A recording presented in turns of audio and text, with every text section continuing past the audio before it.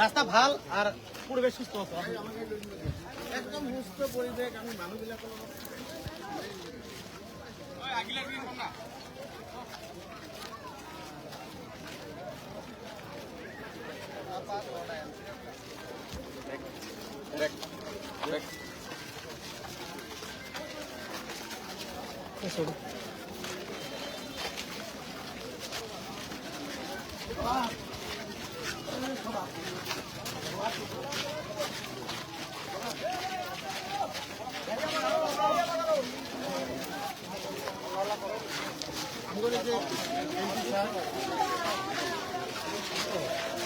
কাটতে দাও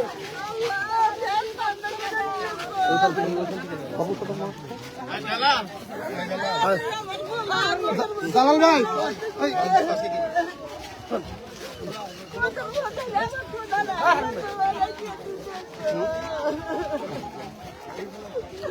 রে আমাকে ভিজে নেবে না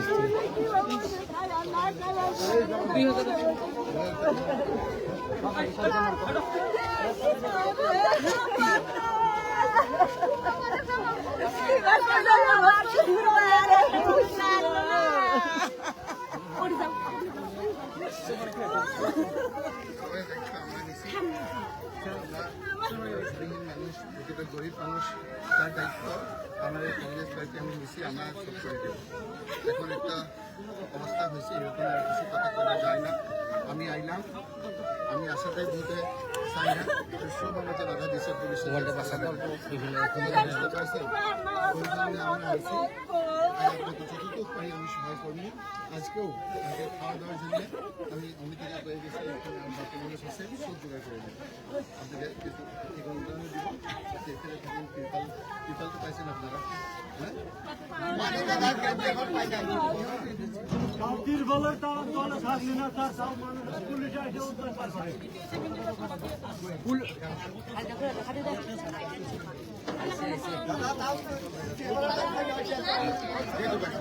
বারবার নয় ফাটা হলাইছে 3000 দিচ্ছে ফাটা হলাইছে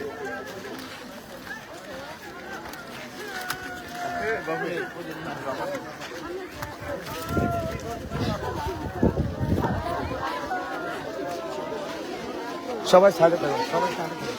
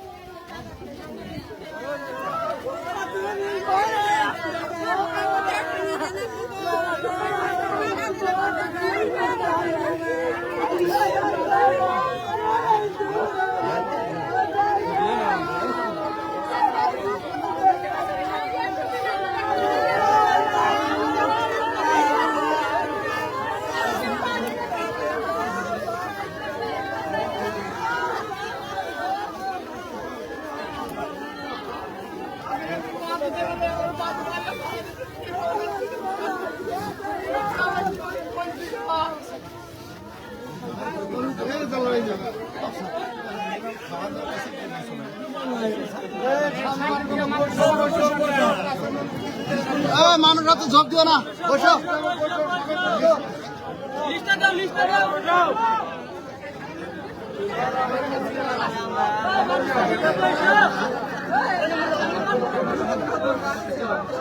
লোকটা শোনো না ঠান্ডু ভাই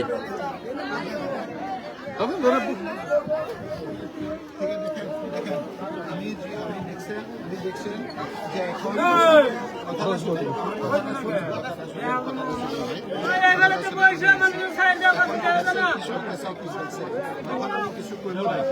যেগুলো মানুষের বিভিন্ন মানুষ আছে তার দায়িত্ব আমরা নিছি আমার সরকার সবাই সবাই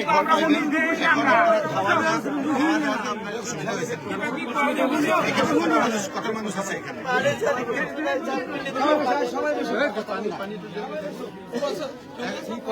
আজি আমি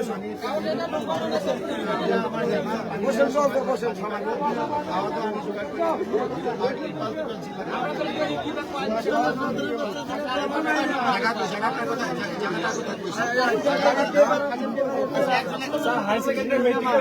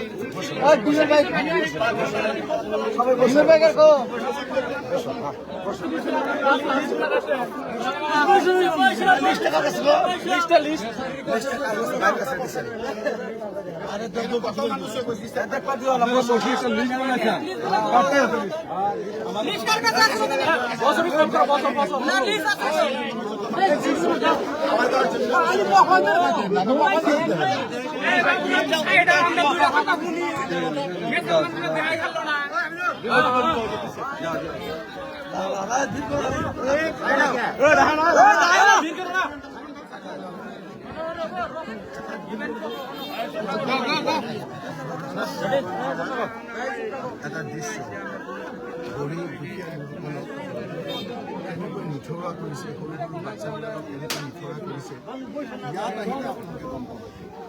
আজি মই ইয়াত আহিছোঁ যেন একেবাৰে যুদ্ধ চলি আছে, পুলিচ বাহিনীয়ে মোক আহিব দিয়া নাই, ইয়াৰ ভিতৰলৈ মোক আহিব দিয়া নাই, মানুহখিনিক দেখা কৰিবলৈ মোক দিয়া নাই। এনেকুৱা এটা কৰিছে যে টেটু চাপি গোটেই মানুহখিনিক মাৰি পেলাব। মানুহখিনিৰ অৱস্থা চাচোন, কি হাহাকাৰ লাগিছে। আজি আপোনালোকে পানী এটুপা দিয়া নাই।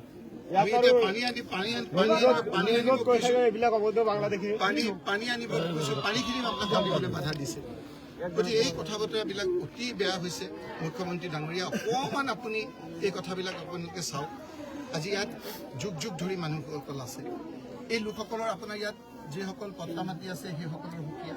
কালি হাইকোৰ্টে আপোনাৰ ৰায় দিছে ইয়াত যে যিসকলক পট্টা দিছে সেই পট্টাৰ মানুহসকলক কোনো ধৰণৰ আপোনাৰ উচ্ছেদ নকৰিব, প্ৰপাৰ আপোনাৰ যিটো চিষ্টেম সেই চিষ্টেম বাদ দিয়ে। হাইকোৰ্টৰ অৰ্ডাৰ মানা নাই, কৈছে যে নটিচ দিব লাগে। নটিচ দি 15 দিনৰ ভিতৰত নটিচ যাতে তেওঁলোকে পোৱাৰ পিছত এটা নিয়মত আপোনালোকৰ উচ্ছেদ হ'ব। কোনো নিয়ম কানুন মানা নাই আৰু সেইকাৰণে ইয়াৰ মানুহসকলেও আপোনাক মোক কৈছে যে যিসকলে নিয়ম মানা নাই, মুখ্যমন্ত্ৰীৰ কথাতে হওক বা যাৰ কথাতে হওক, ইয়াৰ যিসকল বিষয়াই এনেদৰে কৈছে তেওঁলোকৰ ওপৰত কণ্টেম্প কেছ কৰাৰ কথা কৈছে। আজি নহ'লেও কালিতো ব্যৱস্থা হ'ব। বিষয়াসকল এনেকৈ আপোনাৰ অমানৱীয়ভাৱে নিয়ম কানুন নামে হাইকোৰ্টৰ অৰ্ডাৰ নামানা হৈছে। মই আজি আপোনালোকৰ গোটেইখিনি ঘূৰি আকৌ মই আপোনালোকক গোটেই কাগজ পত্ৰ দেখুৱাম কেনেকৈ হাইকোৰ্টে কৈছে যে আপোনালোকে বৈধভাৱে এই মানুহসকলক সংস্থাপন নকৰাকৈ আপোনালোকে ক'তো তেওঁলোকক নেখেদিব। যদি আপোনালোকক এই মাটিখিনি আদানীক দিবলৈ দৰকাৰ হৈছে, তেতিয়াহ'লে এই দুখীয়া মানুহসকলক আপোনালোকে এইটো এটা প্ৰাথমিক দায়িত্ব চৰকাৰখনৰ। এতিয়া চৰকাৰে এটা উপলুঙা কৰে। চৰকাৰখনে আপোনাৰ বিভিন্ন ধৰণে আপোনাৰ এই মানুহখিনিক উপলুঙা কৰে। এইখিনি যেন মানুহে নহয়। কথা কি সেইটো মানে কম। কিছুমান মানুহক আকৌ উচতাই দিছে, কিছুমান মানুহে কথা ক'ব পাৰে, কিছুমান মানুহে নোৱাৰে। আমি আহোঁতে পুলিচ আমাক বাধা দিছে। কালি কিন্তু বাকী দলবিলাক আহিছে, সিহঁতক বাধা দিয়া নাই। এই দুখীয়া মানুহসকলক এটুপি পানী দিবলৈ, এটুপি খোৱা বস্তু দিবৰ কাৰণে আজি এই অসুবিধা কৰিছে মানুহসকল। আজি কোৰ্টৰ ৰায় মানা নাই চৰকাৰখনে। গতিকে আজিতো আপোনাৰ উভতবোৰে নাচিছে, ঠিকে আছে। মুখ্যমন্ত্ৰীটো কৈ দিব যে মইতো যি নিয়ম কানুন মানি পেলাই কৰিব দিয়া কৈছিলোঁ। কিন্তু যিসকল বিষয়াই সেই হাইকোৰ্টৰ বাধা থকা স্বত্বেও, ষ্টে অৰ্ডাৰ থকা স্বত্বেও, হাইকোৰ্টে এটা আপোনাৰ নিয়ম বান্ধি দিয়াৰ পিছতো সেইখিনি যদি নটিচ চটিচ নিদিয়াকৈ আপোনাৰ যিখিনি কৰিছে সেইখিনি আজি অৰাজকতা হৈছে। এই মানুহখিনি আদালতৰ ওচৰত যাব। আজি নহ'লেও কালি আপোনাৰ বিচাৰ পাব। এই বিচাৰত আমি আইনৰ সকলো ধৰণৰ সহায় কৰিবৰ কাৰণে আমি প্ৰস্তুত। আৰু এই লোকসকলক যদি যিসকল ভূমিহীন সেইসকলক সংস্থাপনৰ দায়িত্ব আমি ল'ব লাগিব। সেইটো আমি ল'ম। সংস্থাপন আমি দিব লাগিব, তেওঁলোকে ঘৰ দিব লাগিব। ক'ত থাকিব মানুহখিনি? ক'ত থাকিব মানুহখিনি? পেটৰ বুকত তলমলাই আছে। সেইকাৰণে আমি ইয়াত আহিছোঁ। মোক আজি আহিবলৈ দিয়া নাই। আগবাটতে মোক কৈছে ইয়াৰ পৰা যাবগৈ লাগে। মই ইয়াত মানুহ আকৌ বিভিন্ন ক্ষেত্ৰত আপোনাৰ যিসকলে তেওঁৰ কথামতে চলা বিভাগ কৰে, সেইসকলে আকৌ আপোনাৰ যেন আমিহে গভৰ্ণমেণ্ট। আমি গভৰ্ণমেণ্ট নহয় নহয়। গভৰ্ণমেণ্ট আজি বেলেগ। গভৰ্ণমেণ্টেহে ভাঙিছে। সেই গভৰ্ণমেণ্টে ভাঙা মানুহখিনিক তেওঁলোকৰ পক্ষ লৈছে। কোনে কোনে লৈছে কি নাই আজি মই সেইখিনি কথা ক'ব খোজা নাই। সেইকাৰণে মই কৈছোঁ যে এই দুখীয়া মানুহসকলৰ অকণমান কান্দোনটো যি হওক মানুহ আমিতো দানৱ নহয়। মুখ্যমন্ত্ৰী ডাঙৰীয়া অকণমান আপুনি চাওক মানুহখিনিৰ কি অৱস্থা হৈছে। নিথৰুৱা হৈছে, এনেকৈ নাখাই নবৈ মৰিব। সেইকাৰণে আমি কৈছোঁ যে অলপ পানী দিবলৈ আমাক দিয়ক, আমি অকণমান আপোনাৰ অন্ন দিবলৈ দিয়ক, খাবৰ কাৰণে আমাক অলপ সুবিধা দিয়ক। বাকী কথাখিনি গোটেই অঞ্চলটো চোৱাৰ পিছত আপোনালোকৰ গোটেই কাগজ পত্ৰ সৈতে মানুহখিনি নিশ্চয়কৈ আমি ন্যায়ৰ কাৰণে আমি চেষ্টা কৰিম। আৰু আমাৰ চৰকাৰ আহিলে মই কথা দিছোঁ যিসকল আজি কাৰ্বি আংলঙত গৈছোঁ, তাতো 40,000 ট্ৰাইবেল মানুহৰ গতিকে এই মানুহখিনি সংস্থাপন দিয়া চৰকাৰৰ প্ৰাৰম্ভিক দায়িত্ব, সেইখিনি আমি দায়িত্ব লৈছোঁ। আমি ভূমিহীন লোকসকলক মাটি আৰু ঘৰ বনাই দিয়াৰ লগতে সংস্থাপন দিয়াৰ কথা আমাৰ দায়িত্ব। ছাৰ, ভূমিহীন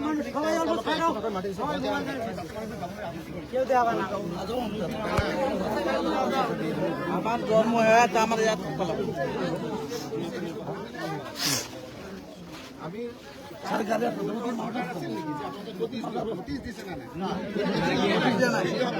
দিয়া নাই, যিসকলে এই অবৈধভাৱে আপোনাৰ উচ্ছেদ কৰিছে তেওঁলোকৰ বিৰুদ্ধে এই লোকসকলক আইনটো নিয়মতে যদি আইনী সাহায্য ল'বৰ কাৰণে তেওঁলোকৰ পইচা নাথাকে, চৰকাৰে পইচা দিব লাগে, আমি সহায় কৰিম।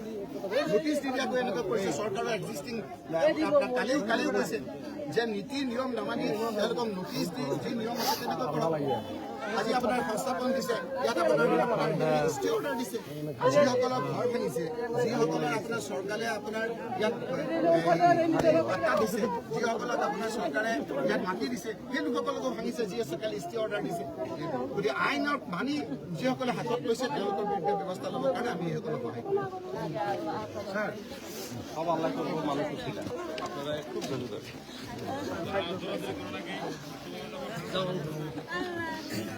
এনেকুৱা ধৰণৰ বহু মানুহক আপোনালোকে কি অৱস্থা কৰিছে চাব।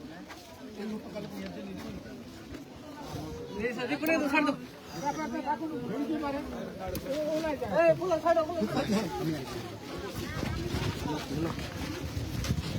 এতিয়া কি আৰু যাব নিদিয়ে নেকি?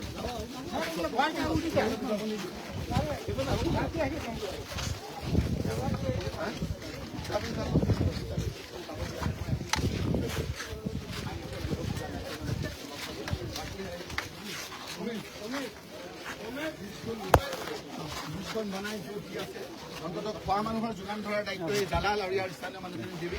গতিকে মোক যাব দিয়া নাই, গতিকে মই গোটেই মানুহখিনিক এইখিনিতে লগ পালোঁ। লগ পাই পেলাই মই এতিয়া বাকী মানুহখিনিৰ পানী বিশেষকৈ খোৱাৰ কাৰণে যিখিনি লাগে সেইখিনি আমি যোগান ধৰিম। দালাল আছে আৰু কোন কোন আছে তোমাৰ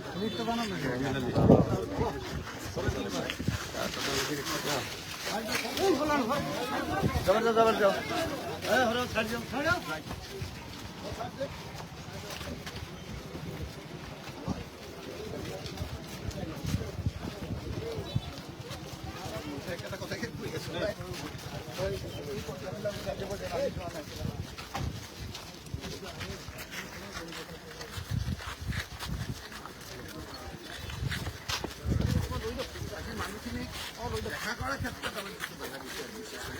এইটোৱে প্ৰমাণ কৰে যে তেওঁলোকে গোটেই কথাটো বিধিগতভাৱে ন্যায়িক কৰা নাই। গতিকে আমি আপোনালোকক অৰ্ডাৰ দেখুৱাই দিম যে মই আজি MP ইয়াত বহুতো কালিতো UDF হওঁতে ইয়াত বাধা দিয়া নাই, তেওঁ দেৱে ধৰ্ণা দিছে ইয়াত বাধা দিয়া নাই, এইবিলাক মিলি ভকত গোটেইখিনি আপোনাৰ সাপ হৈ চুটে বেগ আপোনাৰ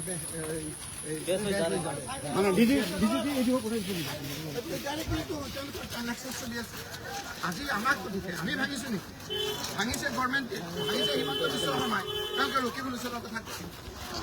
আজি মোৰ কথা কয়, মই ইলেকশ্যনৰ সময়ত কৈছিলোঁ যে আমাৰ যদি চৰকাৰ হয় আমি সেইসকলক আমি পুৰা সুৰক্ষা দিম। আজি কি তাত কি আমি কিবা চেলেঞ্জ কৰিছিলোঁ নেকি? তাত যে আপুনি বৰষুণত ভাঙিছিল। গতিকে এই মুখ্যমন্ত্ৰী ডাঙৰীয়াৰ এই কথা বতৰাবিলাকক মই কোনো ধৰণৰ ঠাণ্ডাত যাব খোজা নাই। মুখ্যমন্ত্ৰী ডাঙৰীয়াক কৈছিল যে আপুনি এই মানুহখিনি অকণমান বহুত দুখীয়া মানুহ, এই মানুহখিনি যুগ যদি ইয়াত আছে, ইয়াত বিভিন্ন ধৰণৰ কাগজ লৈ পেলাই আছে, চৰকাৰী লোৱাইছে, এই লোকসকলক অলপ আপোনালোকে থাকিবলৈ দিয়ক। পানী নাই, খোৱা বস্তু নাই, এই লোকসকলক যুদ্ধৰ সময়তো এনেকুৱা নকৰে, অকণমান এই কথাখিনি চকু মুখ্যমন্ত্ৰী মোক সোমাবলৈ দিয়া নাই। মই যে কোনোমতে ইয়াত জোৰকে আহিছোঁ। যুদ্ধটো ইমান পুলিচ নাযায় মোৰ লগত যিমান দিছে। স্যাৰ, কালি মুখ্যমন্ত্ৰীৰ কথা কৈছে যে একেলগে ফৰেষ্ট মন্ত্ৰী আৰু ফৰেষ্ট বিষয়া মিলি এই উচ্চতৰ মানুহখিনিক বহাইছিল। এই মুখ্যমন্ত্ৰী কালি কথা কৈছিল যে অবৈধভাৱে আপোনাৰ যিসকল মানুহক খেদিছে আমি আইনৰ আশ্ৰয় লোৱাৰ ক্ষেত্ৰত এই মানুহখিনিক সহায় কৰিম। এক্সিষ্টিং আপোনাৰ এতিয়া কোৰ্টৰ ৰায় আছে যে নটিচ নিদিয়াকৈ তেওঁ কোনো মানুহ আঁতৰাব নালাগে। মই নটিচ ইয়াত কোনো মানুহে পোৱা নাই 15 দিনৰ নটিচ দি পেলাই আপোনাৰ এই মানুহখিনিৰ লগত কথা পাতি পেলাই কৰিব দিছিল এইখিনি পোৱা নাই অলপ আগত আহক মই আপোনালোকক গোটেই কাগজৰ সৈতে গোটেই অঞ্চলটো মই এবাৰ যাব নিদিলেও গোটেই অঞ্চলটো মই ঘূৰিম